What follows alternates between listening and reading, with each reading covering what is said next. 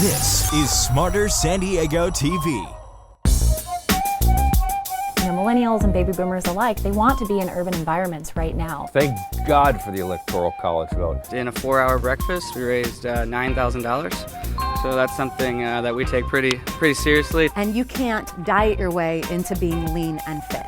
They go together. In New York City, deciding what's best for the rest of the freaking country. This is not a market built on a stack of cards. It's a solid foundation. 0%. That is a thumbs up. Everyone has a life worth telling a story about. And the more adversity that you faced, the deeper your story. Well, am I going to be okay in it? Like, am I going to be able to walk? There's just so much creativity in this town that it's hard to hide it. Well, you have these beliefs, well, what do you do with it?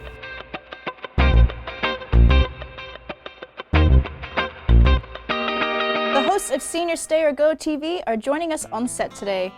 Please welcome senior advocates and realtors of Greenwald Gerke Real Estate, Ron Greenwald and Patti Gerke. And here they are in the studio on that side. What's going on, y'all? I know. I feel so different to be on this side of the fence. Much easier, isn't it? No, actually not. Not at all. No, because we don't know what you're going to ask. Well, you do Yeah, to an extent. yeah, I mean, yeah. and thank you for being here. And thank you for all the things that you guys do in the community. It's been a big thing for me since I was in college and, volunteered at a nursing home. And you guys don't like that, but that's what we called it. I was volunteering at a nursing home. Skilled nursing home. It was a facility where people went to who really needed a lot of help. But it was such a profound experience for me. It made me realize that, gosh, every one of these people was just like me at one point, and I'm going to be just like them. The cycle of life, this is how it works. Hope. Yeah, that's the goal. You dodge the exit, you make it there, right? Because that's the alternative. So it really changed things for me. In fact, it impacted my life in a major, major way.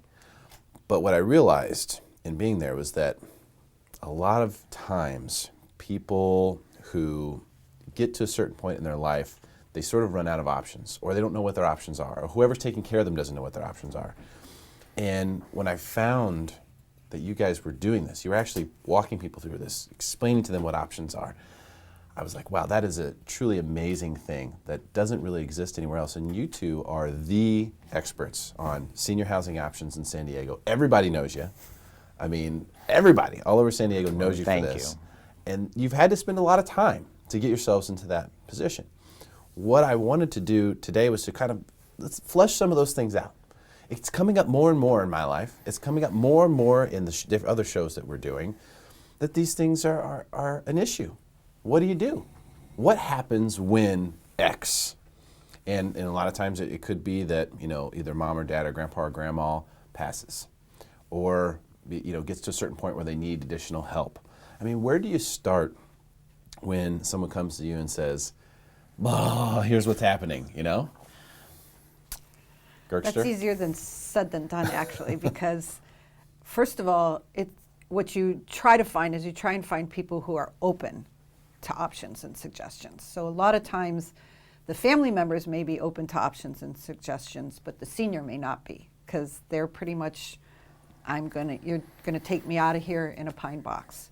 So if that's their mindset and they're not open to anything, it takes time, a lot of time, to get them to that point. And so a lot of times, most times, it takes some kind of incident to really get them to realize that maybe staying at home alone isn't the best option. So they may fall and break their hip, or they may fall and not break anything but scare themselves enough. Or if they're starting to lose their cognitive abilities, they may go to the grocery store one day and then get in the car and think, how do I get home now? And so sometimes it takes those kinds of things for the senior to actually recognize it versus the family recognizing it. And if you're the family, I would just say, trust your instincts on this. If you notice something, if something doesn't seem right, if something doesn't feel right, take that as your warning from God. I mean, literally, because that is what it is. That is your opportunity to say, let's get ahead of this thing. Because when a fall takes place, I recently lost my grandpa because of a fall. He fell, he broke his hip. Within 2 days, he was done. He had the surgery and all that stuff, but it's so traumatic. That's all it takes. Yep. That fall, and it's over. And then you start second guessing yourselves. Well, what else could we have done? How could it have been better set up? and you can't go back and make those changes. So trust your instincts when you notice and you feel something isn't right, or an incident like that happens where mom or dad, they went to the grocery store, and then the next day they went to the grocery store and bought all the same stuff again. Mm-hmm. And they came home and you notice there's 2 of everything. And you go, what's going on? That's a sign. That's a sign right there. So why should people be excited about, because there's a lot of options now, right? But why should seniors, and why should their adult children be excited about what some of those options are? Right? I think Patty and I have really surrounded ourselves with an amazing team of people, and that's what I'm excited about, is that team is growing every day in terms of whether from the legal standpoint, the home care standpoint, the senior housing standpoint, all the different people that need to come and support the family and support the senior. They're really starting to get their that team of people is growing, and the professionalism is growing, and the awareness is growing to really put the right people in place to really get the message out of what needs to be done on a proactive basis.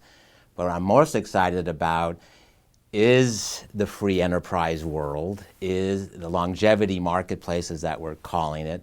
Entrepreneurs are really finding the need that there is this opportunity to really bring product and services that benefit the quality of life of our seniors. And AARP is on board with it, which is a huge plus.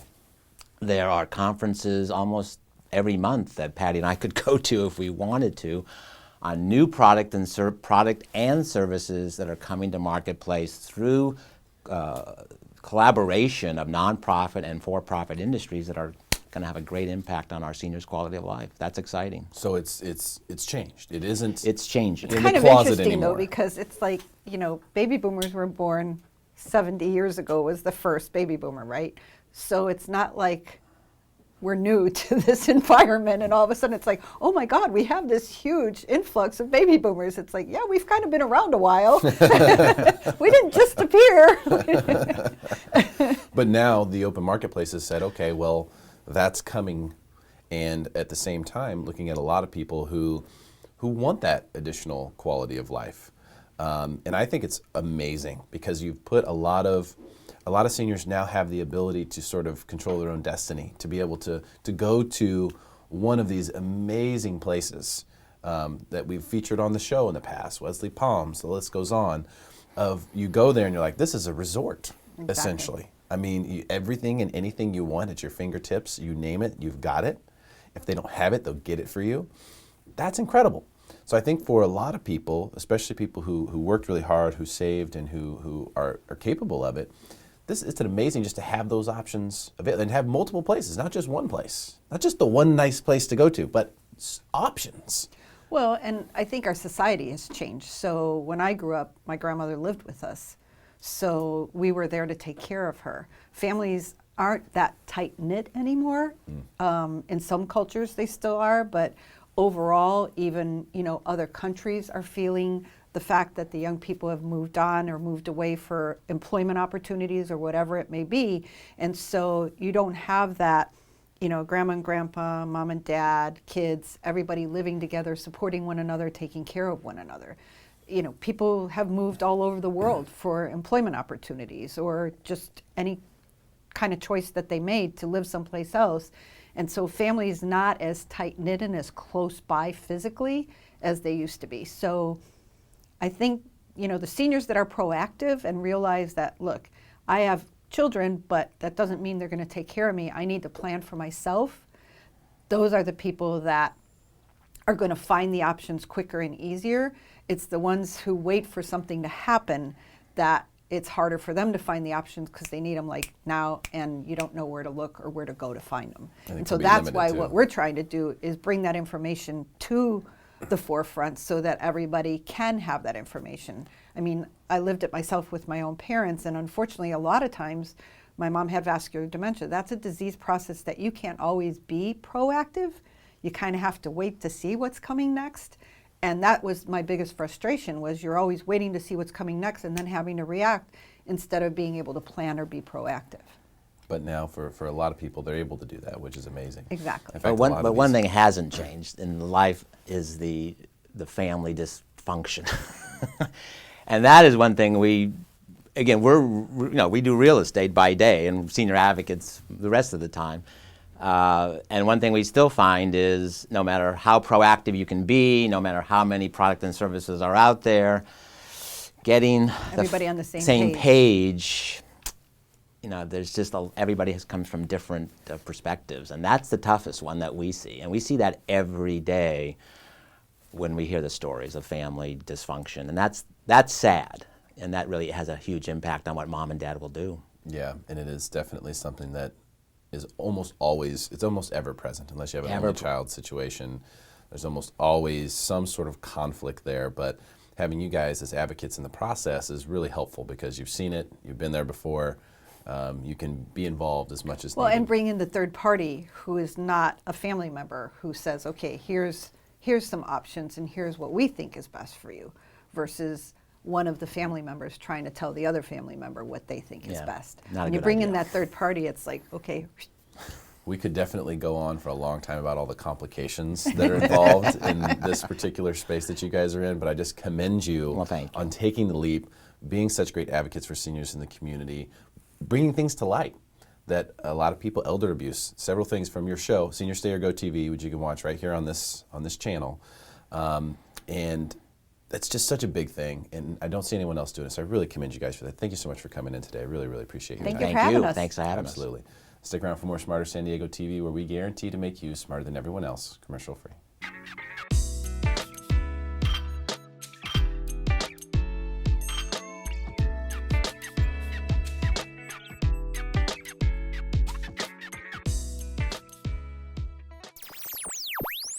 How are rising interest rates affecting buyers and sellers? Give it up for broker realtor owner at Keller Williams Realty, North County, Mike Litton. There he is, Mike Litton. How you doing, my friend? Good to see you. Good to see you too. A lot going on. Wow.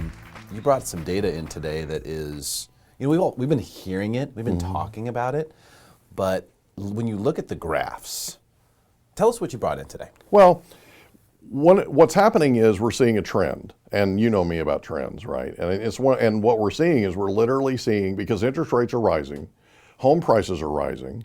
So you have three graphs. One is interest rates over the last year, which have risen quite a bit, right? 3.32 to 4.10. Let's take a look at that graph, and you can see there, boom. Yeah, big and it's uptick. A $500,000 mortgage now costs $220 more per month. That's affecting people in terms of their ability to afford a home. So cost of ownership, right? And their qualifications. The other thing is, the next graph is median home price. And so median home price is going up, interest rates are going up. That median home price graph there you can see is the home prices are steadily increasing, so that looks healthy. Exactly. But you're saying compounded with the interest rates, right? It starts to become a problem. And then you pile on one more thing. You pile on the fact that third graph, which is median income, which just is not keeping pace by any stretch of the imagination. It's flat, yeah. Basically. And then to add to it, the Fed's raising interest rates, which means consumer debt cost is going up. So one of the things that we're doing is we're suggesting that we're working with sellers and we're counseling sellers on the fact that, yes, home prices are going up. However, they need to be prepared for the fact that we're running into an affordability issue. And so they need to be prepared that they may need to jump in and they may need to help a buyer with their closing costs, because the buyer may need to take some of the money they were going to use for closing costs and use that to pay down their consumer debt. Mike, are you saying that you are anticipating a shift from the current seller's market that we're in to more of a buyer's market? No. I'm seeing a seller's market continue because inventory is so low. In Escondido alone, we're down 1,000 units in inventory historically. So it's not, you have a couple of things happening. You have the surge we've talked about before. When interest rates go up, people get off the fence, right? We've talked about this a lot for years. When interest rates go up, people get off the fence because they were waiting for them to go to 2% for a 30-year fixed rate, right? So people get off the fence and they jump in. You have a surge. So you already have the people that were already in. Then you have the other the people that were fence setters, we call them fence setters, that are now in. Here's the thing. When you combine all those with the fact that we're so low in inventory, you are going to push prices higher. What we're trying to explain to sellers and counseling sellers on is be prepared, even though you're going to get a really high price right now, and right now may be the perfect time to sell, you need to be prepared that you may have to jump in with a buyer and help them a little bit. We had a client whose home we listed and sold, and we also were representing them on the purchase side. Interest rates went up, and I kept asking them, did you lock your loan? Did you lock your loan? Did you lock your loan? By the way, if you're listening and you're currently in escrow, lock your loan. You cannot put a price tag on peace of mind. There's no way. So they didn't. They finally called their lender, and their payment had gone up quite a bit. It was about $140 to the monthly payment. They were devastated because they were operating on a budget. They have two little ones at home. They're a two-income family, but they're so careful with their money and they're so careful with their budget. Everybody is. You have to be careful. Well, they called me and they were devastated. So I get on the phone with the lender and I said, open up the file. Talk to me about where they are with their consumer debt. What does this cost? What does this cost? So we talked about car loans. We talked about credit cards, the whole thing. They took a small amount of the money they were going to put, extra money they were going to put down on the house, and paid off their consumer debt, saved them $700 a month to their total payment. Gotcha. They could not have been happier if they tried. If you remember, it went up by 140 and they were devastated, right? We saved them $700 total by swapping small, higher interest rate, higher payment for lower interest rate, longer term, right? So we swapped out 4% for 9%, that kind of thing. Swapped them out and longer amortization, yeah. And we were able to save them a ton of money. So this is about just being smart at the point of sale, essentially, because what I'm hearing is that you're saying to sellers, like, don't kick a buyer to the curb over something small. Help them out at the last second because you're still getting the meat of the market as a seller. Well, I wouldn't say last second. What I'm saying is be prepared ahead of time. So gotcha. In other words, if you're on the market for, say, $700,000, be prepared that you may have to put $10,000, $15,000 in to help as a credit through escrow to help the buyer with their closing costs, because they may need that to replace that money they were going to use on closing costs where they're paying off their consumer debt. I see. So just basically be prepared, not necessarily last second, but be prepared to make a little bit of a move. Because sellers have sort of gotten this idea that they have the only house for sale in San Diego. Right? Absolutely. A lot of them have that mindset. Absolutely. And that, well, gosh, someone's going to buy this for $1 bajillion. And what I'm hearing from you is we need to shift that just a tad now in the other direction. Not that we were swinging all the way from a seller's market to a buyer's market, but that we need to just say, hey, buyers are getting really kicked right now. They really are. They're getting just worked over from every direction. And the graphs show you that. Absolutely. They're not making any more money, but the housing is getting so much more expensive from both directions, from borrowing the money to the prices themselves. So the sellers are benefiting. Absolutely. But maybe give a little bit back. Exactly. And if you're prepared ahead of time, it's not a surprise, right? So we're talking to sellers before they ever list their home, and we're saying, look, be prepared for this, right? And so then they're not surprised. And then it's not last minute, and it's not something where they feel like it's overwhelming. Okay. So is this the first step, Mike, towards a more balanced market, do you think? Yes, it is. It's just we don't have the inventory that we need to create a balanced market. We are so short on inventory and we have such demand. We have buyer demand that's historically higher than normal, right? So when you have that offset, that imbalance, you're not going to have a balanced market. It just can't balance itself out. It can't right now. Okay. It will eventually, but it can't right now. What do you think of this summer? Are a lot of people saying they're going to put it on the market, put their homes on the market this summer? Yeah, and I'll tell you something that's going to affect the market. Sellers have this idea that they can just throw it on the market and that buyers are going to buy, and they're going to buy top of the market. Sellers need to understand, and we're counseling them, we're counseling our sellers. One of the things that they need to be aware of is buyers are more picky today than they've ever been. They're picky today, right? They're more discerning. And what they're doing is they're making sellers come to them. So one of the things that we're counseling sellers on is make sure that you do the things that you need to do. Make sure you have your curb appeals where it needs to be. Make sure that you declutter. Make sure that you paint. I have a report called The 7 Secrets of selling your home for top dollar. Anybody can request it. All they have to do is email me. I'm sure my email's on the screen. I'm sure it is. Yeah, I'm sure it is. It's magic. It's magic. But I'll be happy to send it to them. And what it boils down to is these are the things that you need to make sure that you do so that you can sell your home for top dollar in any market. Okay, fantastic stuff, Mike Litton. A couple shout outs. Yeah. Want to give today the SOS nonprofit? It's Spirit of Sharing. SOS is a nonprofit that gives 100% of whatever you give to them. They give 100% to military families in need. We have a collection box at our office in Escondido. I'm sure the address is on the screen. You can certainly call me. You can go to my website. I'm sure my website's on the screen too. It's amazing how that works. But we have a collection box, and we're collecting household items, things for military families that are coming back from being deployed, and they need these things. I mean, we're collecting diapers, we're collecting canned food, we're collecting furniture, we're collecting everything you can think of that military families in need would need coming back. Gotcha. So that's one thing. The other one is we have a golf tournament coming up. As you know, I'm on the board of directors, proud to be on the board of directors of the American Heritage Charter School System. And part of that, one of the schools is Escondido Charter High School, where my kids go to school. The parent volunteer organization, which my wife is the president of this year, love you, honey, their biggest fundraiser all year is a golf tournament. This year it's on March 24th at Eagle Crest Golf Course. For more information, you can email me. Also, I'm sure on the screen will be www.echspvo.org. You can go there and get all the information you need to sign up. We'd love to we're looking for golfers, we're looking for sponsors, we're looking for anybody that wants to support one of the true jewels in San Diego County.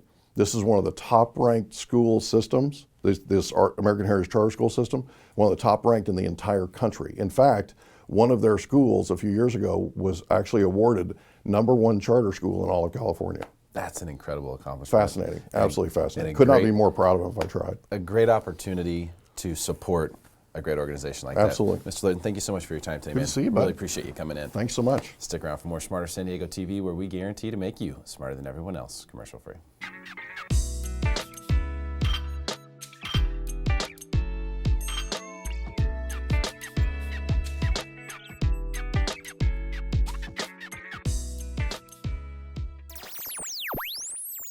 When it comes to San Diego real estate, the competition is tough for buyers, sellers, and agents. Here to help you find the right fit is real estate broker for Jeff Campbell Associates, Jeff Campbell. The San Diego real estate market is heating up. Home buyers and home sellers know that. But what about the real estate agents? What about the fight to get listings in a tight market? Jeff Campbell, JCA, is here. Hey. How you doing, Jeff? Nice to see you. Nice to see Thanks, you as well, my Derek, friend. for having me. Yeah, so this is a behind-the-scenes conversation here. The battle for listings in a tight market. Okay. Yeah, tight market. I think what you're talking about is the fact that there aren't that many listings out there. Right. And we have a lot of realtors. As a matter of fact, if you think about it, we're somewhere between the three associations, around 20,000 realtors, licensees in San Diego County when you kind of take a look at the whole big picture. And so some estimates we'd looked at is that there are 5 agents for every listing if you did the math, the ratio math. And so you're absolutely right. Everybody now is descending to get a great listing. Mm-hmm. And if you think about it, that's actually good for the consumer. I would think so. Because they have people vying for their business, hopefully offering the best of the best in terms of the agents, services, and opportunities.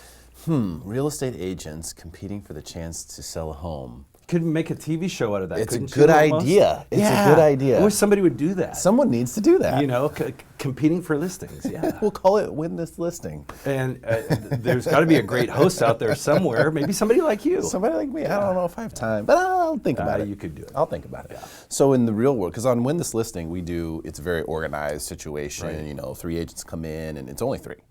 In a real situation, I mean, a homeowner can meet with 6, 7. We had people on the show had previously met with 6, 7 agents and didn't like anybody. Mm-hmm. So, you know, there's more than just 5 agents going after that one home seller. A lot of people have have said things to me like, we did this or we put it up for sale by owner last year, and we got so many phone calls from agents, not from home buyers, that we decided that's not going to work. We're literally so inundated with those phone calls, we can't get to anyone. We can't sift through it. Sure.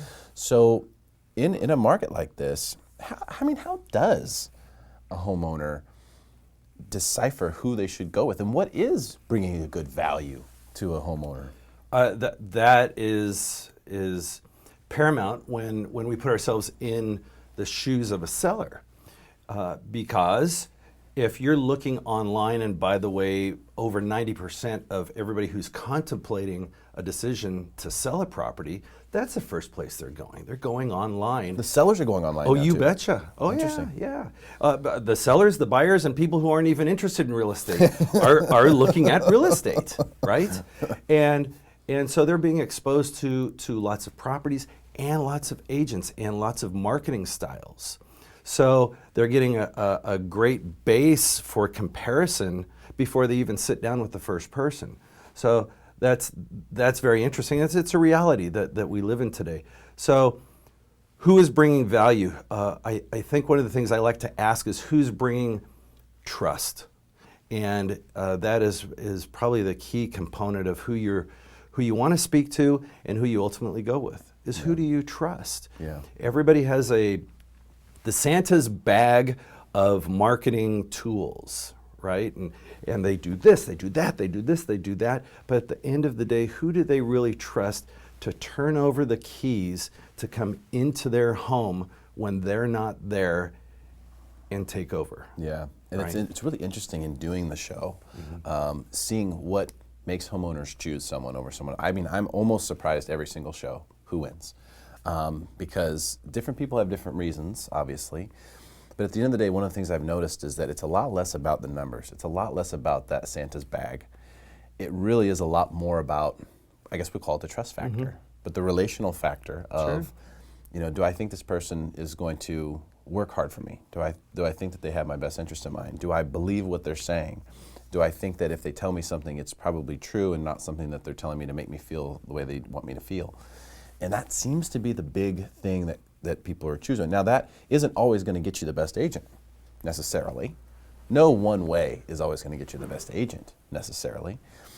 But what I do try to encourage people to do is, first of all, if you're a buyer, you should use a local agent. For an example, you're an East County guy. You live in Alpine, right? I live in Alpine. Live in Alpine. So Alpine's a specific market. If I'm buying a house in Alpine, I should use Jeff, because he knows where all the nooks and crannies are. Don't buy, a house west of this road, or don't, there's things like that you need to know that are neighborhood specific. And when you're buying in a market, you need that local agent, 100% sure. When you're selling, maybe it's a little different.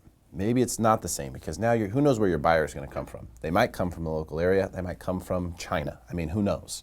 So maybe you want an agent that has more of a dynamic reach or something like that. I don't know. But the reality is that when you are selling a home in a hot market like this, you have to just be realistic with yourself. The house isn't going to sell itself. It's just not going to. A lot of people believe that. A lot of agents believe that. Well, you brought up something that's interesting. Let's take a common thread now and weave it through whether you're a buyer's agent or a seller's agent. I want to know, I'll speak for myself, I want to know who's going to take care of me. All right? Whether I'm selling the property, whether I'm buying a property, who's going to take care of me? Isn't that the foundational basis for any relationship? Whether we're talking about a more, whether we're talking about a business relationship. Am I going to be taken care of? Am I going to be taken care of to my level of satisfaction, or even beyond that? Are you going to provide me things I didn't even know I was going to get? I didn't even know you were going to call me to verify that the text came through, and the text is verifying that the email came through, and the email is verifying that I got it in the mail. That 4-tier level of taking care of you is paramount. And I think that the agents out there who are offering those layers of I want you to succeed, I want to take care of you, are the agents that you want to work with. I really think that's the common thread. I wish we would have been able to get you on our most recent episode of Windless Listing, which was filmed in Alpine. Yeah. Amazing property, couple of acres, beautiful at the top of the hill, and fun couple, really fun couple. Can't wait for this one to air. Yeah. But it was really interesting also seeing the dynamic between husband and wife, and it's that's one of the things I think when you talk about all these agents descending down onto the few people who are selling their homes right now, and the dynamics of the decision-making process. One of the things that has been super interesting, and now we've had 2 different families who've done this, they have asked the agents who are presenting to call the person that they most recently closed escrow with on the spot. Love it. And just ask that they wanted to talk to that person. So not have the agent ask questions, but they say, I want to talk to them. I love that. I've done it many times. I've called my mom a lot, but that's one of the things that we have to be conscientious of. But that resonates really well because we can say a lot, and I can show you as a professional realtor. I've been doing this almost 30 years, and I can show you long lists of testimonials. But what's the recent experience like? And if you've been doing this a long time, I think about a great realtor as like a great quarterback. Name one quarterback in the NFL who has never thrown an interception. Yeah, doesn't happen. So what we look at, though, is the percentage of interceptions, right? The passing percentage. And so in a scenario like that, boy, you hope you didn't throw an interception on the last one. And if it is an interception, I think these are just not big things, but, I wish I would have done this better. And I think that every transaction, we should all aspire to that. You know what? Okay, I think I did a great job. I'd like to do this a little bit better next time. And you can do that your whole career. And I wish more realtors kind of thought like that. Yeah, well, I think if you do throw an interception, you just have to learn from your mistakes and show that you've learned. One of the things that is really interesting about people's perception as well in these circumstances is that they do want someone who's real. Yeah. They want to get the real you. And I think that is important to be thinking about as the home seller. When I'm interviewing agents, I want to get the real person. I don't want to get Jeff Realtor. Right.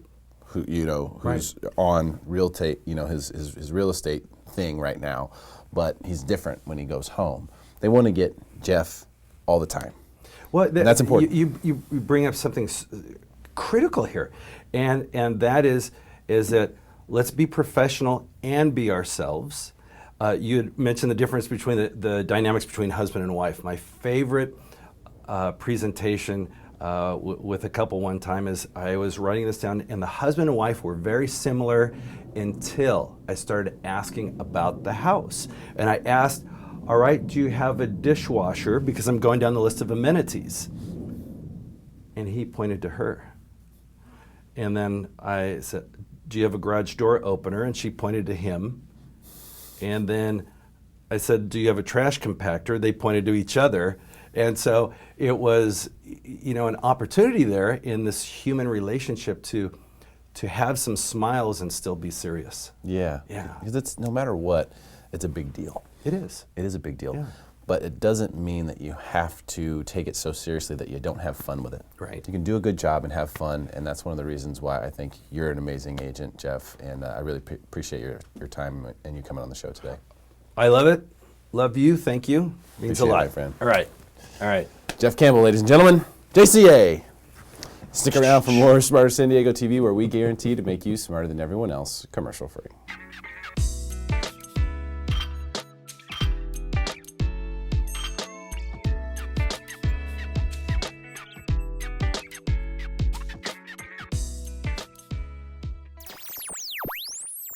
Our next guest is talking divorce with dignity. Please welcome Realtor with Berkshire Hathaway Real Estate Services, California Properties, Brian DeVore, and his special guest, family law lead counsel and mediator, Sean Weber. They say the 2 best days in a man's life are the day he buys his boat and the day he sells it. I would say it was the day my daughter was born and the day I divorced her mother. Is that too cold to open with? It's Lord. The truth. It's the truth. The woman was crazy. Let's just go right into it, guys. I'm not going to redo it. You know why? Because that was real. And I really meant it. All right. And Brian, yes, sir. You've been through a divorce. Yes, still going through it. Still going through Almost a divorce. done. You wanted to bring Sean on today. Yes. Tell us why, and then we can all kind of hem-haw about this thing, because the reality is this. If you say the word divorce and everyone goes, oh, but why? Right. When it's such a good thing for so many people. Right, exactly. So, as we said, I'm going through a divorce right now, and through the divorce, I wanted to help other people who are going through the divorce process. So I started Divorce Home Solutions. It helps people who are going through divorce with every aspect of the home, from the move to selling the home, etc. And then over the last several months, as we've been building this business up, I've had the opportunity to meet a lot of great professionals who work in the divorce space: mediators, attorneys, divorce financial analysts. One of the first mediators I met was Sean Weber. We sat down, we were talking, and I learned about his practice and his philosophy of how to do mediation. I was really fascinated by it, and so I wanted to bring him on the show to have him talk more about it. Okay, awesome. Makes sense. So mediation. Yeah. So does that mean you're an attorney or you're not an attorney? Yes. Yes. So I am an attorney. I'm a certified specialist in family law. I've been doing this for 16, 17 years. Gotcha. I got to a place where I wanted to get out of litigation while I was still pretty. Gotcha. So I realized that I was doing more harm than good as a litigator. So I've given up litigation altogether. I call myself a recovering litigator. So when you say litigation, you mean the fighting essentially that goes on? Yeah. The suing, the court battles. Yeah, I mean, I did that, and I was good at it, and I realized the harm that it does to families. You know, if people want to transition their family, there's a way to do it so they can maybe not screw up their kids and not spend all their money on court costs. And so mediation was really attractive to me as a way to do that. And I've been mediating for a long time as well, but I'm now doing it exclusively. Okay. Mediation. I also do a thing called collaborative practice, where attorneys sign a document together that says that they're never going to go to court on the case. So that's another way to do things. That's an interesting way. Yeah. Haven't heard of that one. Mediation I've heard of. Because basically what you're doing in mediation is you're saying, okay, we're going to have someone, a third party, work through the situation, but they're not going to be picking a side. That's correct. So you sort of take away the dichotomy or essentially the separation, the divisiveness of the circumstances. You bring everyone together. Yeah, basically what I become is a third-party negotiator, where I can help folks kind of bridge the gaps that they're experiencing. I have a lot of training and gifts in dispute resolution so that I can kind of get into the world that they're experiencing, so I can find pathways for settlement for them. In fact, Sean teaches a course on mediation. Correct. So I mean, he's very good at it. He's an expert at it, and we've talked about some of the things that he's done through mediation. I've gone through mediation through my own divorce. Had I known Sean when it started, I probably would have chosen him. But it really is the best way to do it. One of the things that I've learned throughout the learning more about divorce over the last few months is, when you go to court and you're battling, you could have a judge decide what's best for your child. The judge does not know your child, doesn't know your family, doesn't really care about your family, and he or she are the ones making the decisions for you. When you're mediation, you get to decide the future of your children. You get to decide how your family's going to look after the divorce process. That's one of the things I like about it the best. Yeah, that's a good point. I mean, it's really empowering. I always tell people it's not just a legal process, it's a human experience. So, getting the people in the room together and let's sit around the table and let's find some solutions, it's a really empowering experience. I mean, if you go to court, court's great and the judges do a good job, but you might as well put green felt on the tables, because you never know what a judge is going to do, because they have so much discretion from one judge to the other. They may have difference of opinion on the law. When you mediate your case with a mediator, you decide and you make the decisions, and so all the power rests with you. Okay. Do you find that that's difficult with some people because they're so far apart? Oh, sure. I mean that's why I do what I do. I mean, it does take a certain level of training and skill to be a good mediator, and so yeah, I mean, there's some difficulty sometimes when people are really far apart. But, that's okay. My job is to make sure that their conflict is actually something that is productive, to where they can make decisions for their family as opposed to they're just fighting. Bring them back down to earth and say, okay, all right, I know you're heated up about this, but right, here's the reality. If you go to court, they're going to say this, so let's get to this middle ground here. Correct. And I teach them how to make proposals to one another so that they can then make good business decisions. Well, there's also situations too, I think, where the couple comes in with preconceived ideas of what they think the law is. I'm entitled to this, or I should be getting that. And then, one of the benefits of having a mediator is they can say, well, it's not true. You can't do that, or you're not entitled to that. So kind of, strips everything down to what is real. Or one preconceived notion that they'll come in with is what is fair. Mm-hmm. And I always say fair is the F word. Right. There's no such thing as fair when you're talking about a divorce, because one person's perception of what is fair might be totally different from the other person's perception. And so it's really about, can we make a good business decision as far as our family's concerned and moving forward? I think a lot of, we're seeing the numbers of divorce rise, and people see that as a bad thing. I see it as a good thing. And, the way I started the segment, obviously I'm trying to be a little bit, personable here to the situation, because we've been through it. I've been through it. It was a very positive thing for me. I think a lot of people who are in a tough marriage and haven't been happy for a long time, this is a way to escape that and to get back to being happy again, and everyone deserves that. And that's all I meant. I'm not trying to make light of a serious situation, right? But people deserve to be happy. I get what you're saying, and I always say I can't change the fact that people get divorced. Some people are going to have to get divorced. Sometimes it's a good situation, sometimes it's a bad situation. But I can certainly change how they divorce. Yeah. One of the things that Sean coined is the dolphin divorce. So I wanted him to talk a little bit about that. Well, I always tell people you have a choice. You can hire a shark or you can hire a dolphin lawyer. And so I use that analogy of the shark and kind of came up with my own analogy of the dolphin attorney, someone that is going to be looking at what's in the best interest of a family, someone who's going to look at how can we resolve this thing without just instinctually being the blood-sucking shark. Right.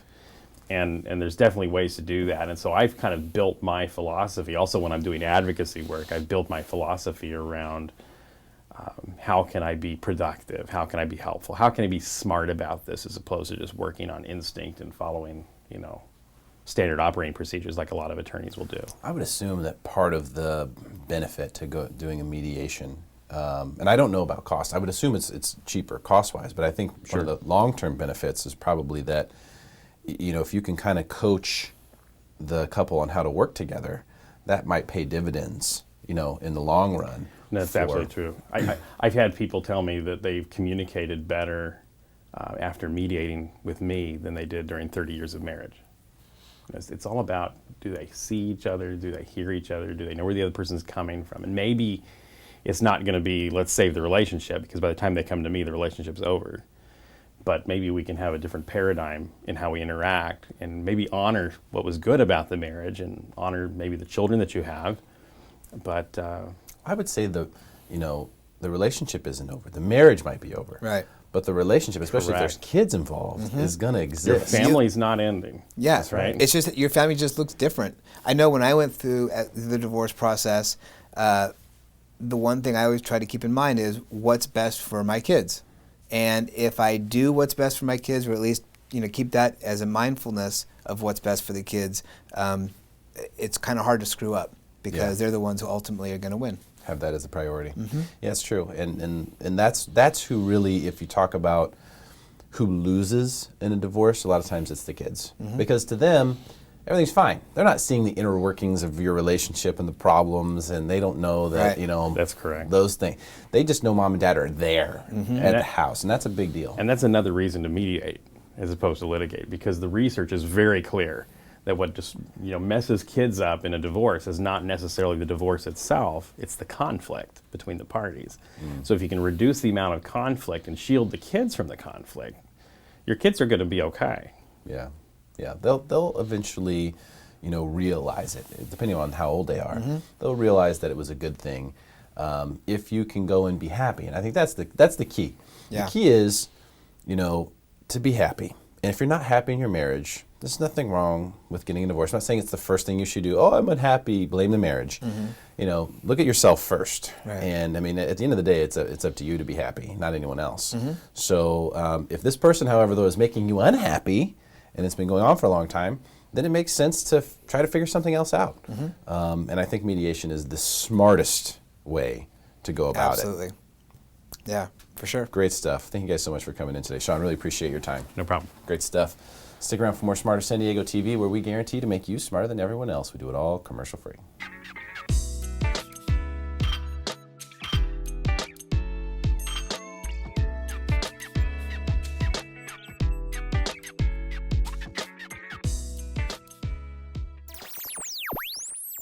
What's new downtown?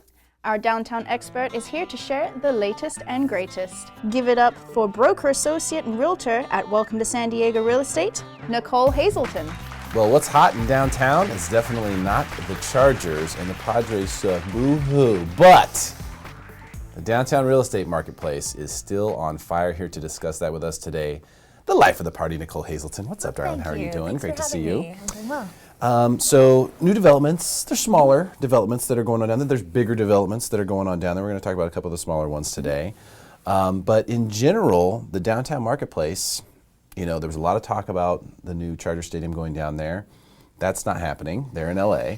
But it didn't seem to slow anything down. I mean, it's just like, bye. We're just still going, moving full force down there. There's so much of a forward momentum happening with development. There's a crane on every corner in every district all around town, and from luxury apartments that are being built to condo specs to residential communities, which are coming. When you see that, when you see those apartments that are being built to condo specs, and what you mean is it sounds like they're going to eventually sell them one day, not right away. There's a possibility for conversion. For a conversion. Yeah. And is that going to be, you know, something that's kind of the norm in downtown because of the litigation issues that have happened with some of those high rises? I think so.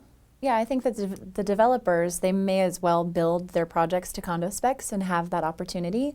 It makes more financial sense for them to rent them out now because there's such a huge population of people coming into downtown for rent. But there's still a lack of inventory for the residential market, and the new buildings that are starting to release are selling. Yeah. So, I mean, Pacific Gate by Bosa, which is a super prime luxury building, one that we've never seen in San Diego, is 50% sold. Is it really? Yes. That's over in Columbia District, right? That is. It's on, well, it's just between the Marine and the Columbia, so it's on Pacific Highway at Broadway. That's crazy to me. I mean, you know, I get it. That area over there, it's a little more quiet. It's not as downtowny, you know, it's not like East Village. Right. And a lot of people want that. But they went kind of crazy, I thought, with what they were asking for those, and they're 50% sold. They're not even 50% sold. Well, built, it's right? I mean, right. It's not scheduled for completion until probably early next year. And so buyers are buying something that they don't have tangible access to, which is a good sign for the San Diego market. Yeah, that's crazy. So tell us about Hangar 5. This is Hangar in Bakersfield. 5. Yeah. This is one of my listings coming really? up. It is. Nice. So it's a 5-unit community. It's being built by Puji Development, and it's at 2363 Front Street. So it's in Bankers Hill, and you're literally 5 minutes from Little Italy and downtown. You're just to the north of the flight path, so you can watch the planes land, but with the quality of the construction, they really put a lot into the sound dampering, so when you're inside of the units, you can't really hear those planes. I prefer it. I like hearing the downtown noises, and you get so used to it after about a week or two. But these 5 units are just uber contemporary, have soaring ceilings. The 4 lower level units, so it's 3 levels of living space. Okay. There's 2 on the first level, 2 on the second level, and then a penthouse that occupies the entire 3rd level. And then there's also That's so an cool. underground garage. It's very cool. It's floor-to-ceiling windows, Fleetwood doors that open up and really bring the outside in. The lower level units have a mezzanine level, so 14-foot ceilings with a mezzanine level in place. They're from 2 bedrooms plus a den and 3 full bathrooms. Then the middle level units are almost 1,200 square feet, and those are about 2 bedrooms, 2 bathrooms. And then the penthouse is just spectacular, just under 2,000 square feet. Wow. Yeah. So do we have price points for those units We yet? do. We do, okay. We do have price points. We have 2 active listings on the multiple listing service, but we just have not started tours yet because it's a pretty hard hat construction zone. But we will slowly start to get people through. We have a lot of interest in the property just because there's been such a lack of inventory. Yeah. So the units just under 1,200 square feet are starting at $769. Okay. So $769 and $799. And then the units that are 1,546 square feet, which are the ones that have the mezzanine level and live more like a townhome, those are listed at $949, $9 and $935. Gotcha. So Okay. just depending on the orientation in the building, because there's units on the north and the south, so some have a little bit more light. Each will have 2 parking spaces.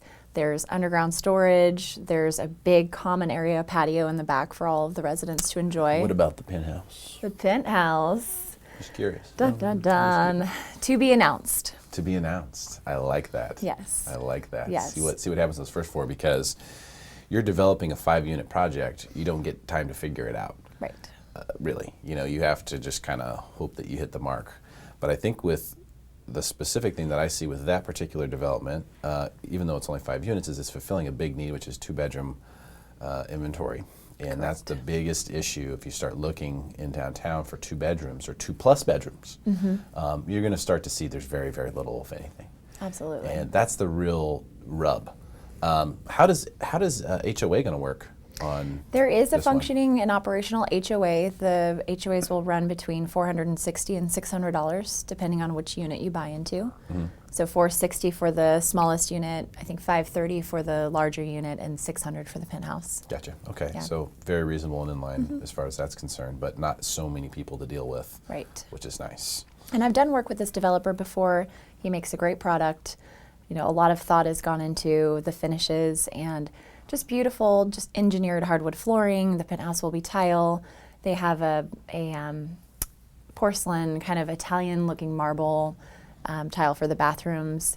Very clean line, sleek, exposed ductwork, that type of thing. Very cool. Very downtownish. Yes. What about Little Italy? That's something Little cooking up Italy. over there too, right? Little Italy's on fire. I mean, there's so much going on down there.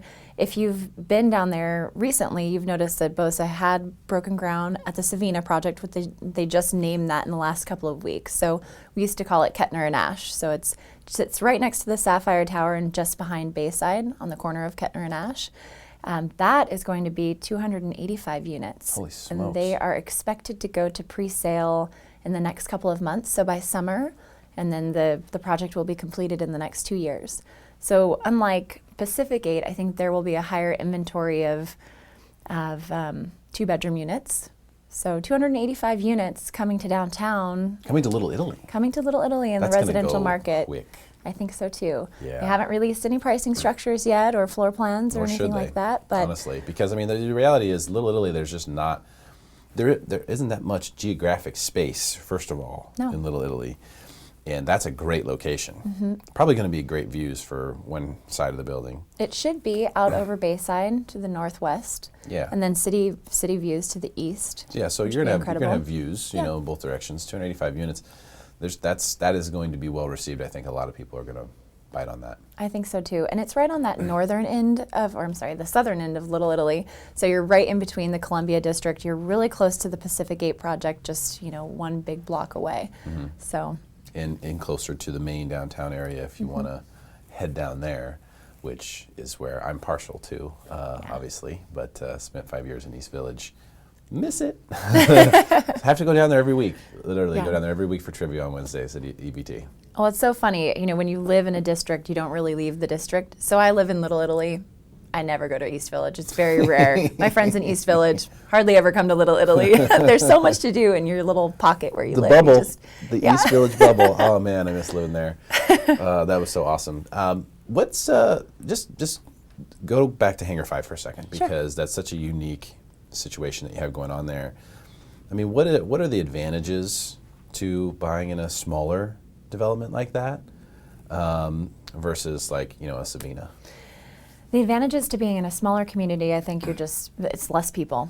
So you're interacting with less people if you want to maintain your anonymity. This project is nice because they do have an elevator from the parking garage to each level of living space.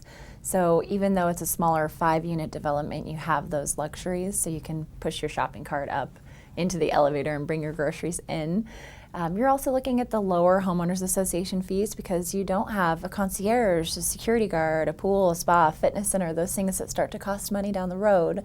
So you're maintaining a low monthly due, which is nice. Some communities you'll be able to pick finishes, so being in a larger community and getting in on the ground floor, something like Savina or one of the other developments that's coming to downtown, is you might be able to pick your finishes. Gotcha. So there could be a couple of different color schemes for you to choose from.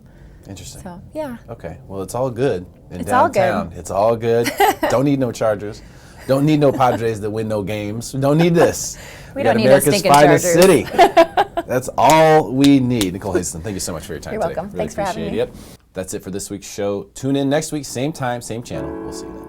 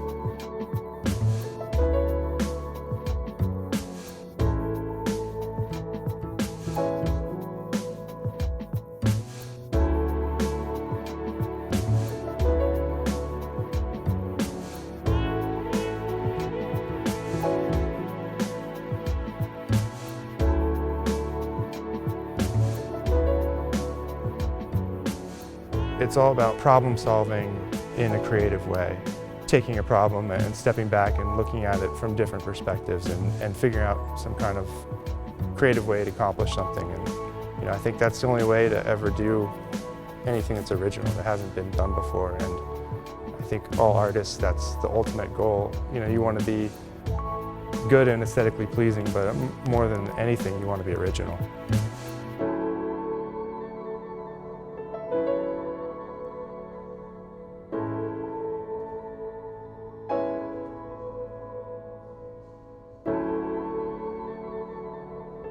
I think there are a lot of similarities between the way I approach art and surfing.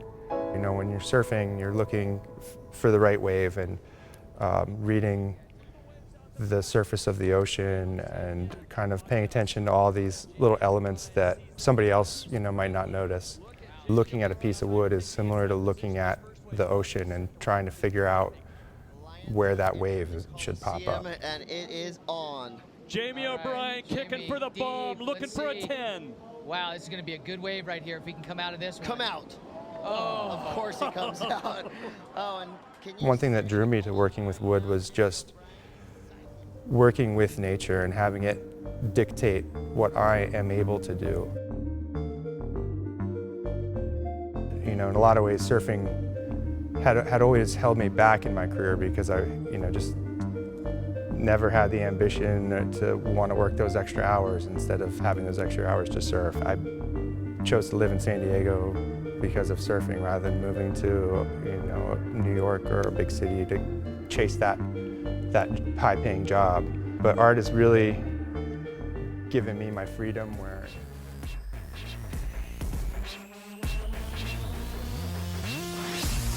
Hey, great show, guys. That's a wrap. Jade, what's your schedule look like? Do you mind breaking down the set? Not today, Derek. I'd love to, but there's waves out there. I gotta go. No, I can't either. I'm starting to get hangry and I have way too much stuff to do today. Claudia, you've got this, right? Sure, guys. I would love to. I'll get right to work.